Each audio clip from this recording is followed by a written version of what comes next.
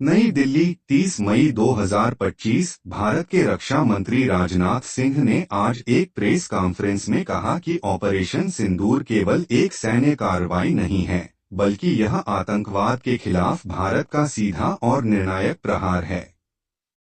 उन्होंने इसे भारत की संप्रभुता, सुरक्षा और शांति के लिए एक ऐतिहासिक कदम बताया। रक्षा मंत्री ने कहा, ऑपरेशन सिंदूर हमारे सशस्त्र बलों की शक्ति, रणनीति और प्रतिबद्धता का प्रतीक है। यह अभियान यह स्पष्ट संदेश देता है कि भारत अब आतंकवाद के खिलाफ केवल रक्षा नहीं, बल्कि आक्रामक रणनीति भी अपनाने के लिए तैयार है। सिंह ने यह भी कहा कि यह ऑपरेशन उन सभी आतंकी संगठनों और उनके समर्थकों के लिए एक चेतावनी है जो भारत की एकता और अखंडता को चुनौती देने की कोशिश करते हैं। उन्होंने कहा कि भारत अब सहनशीलता की नीति से बाहर निकलकर निर्णायक कार्रवाई की ओर बढ़ चुका है।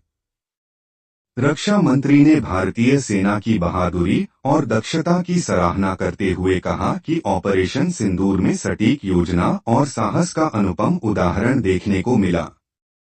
उन्होंने कहा, हमारे सैनिकों ने जिस तरह से मिशन को अंजाम दिया है, वह पूरे देश के लिए गर्व का विषय है। रक्षा मंत्री ने यह भी दोहराया कि प्रधानमंत्री नरेंद्र मोदी के नेतृत्व में भारत की राष्ट्रीय सुरक्षा सर्वोपरि है और सरकार देशवासियों की सुरक्षा को लेकर कोई समझौता नहीं करेगी।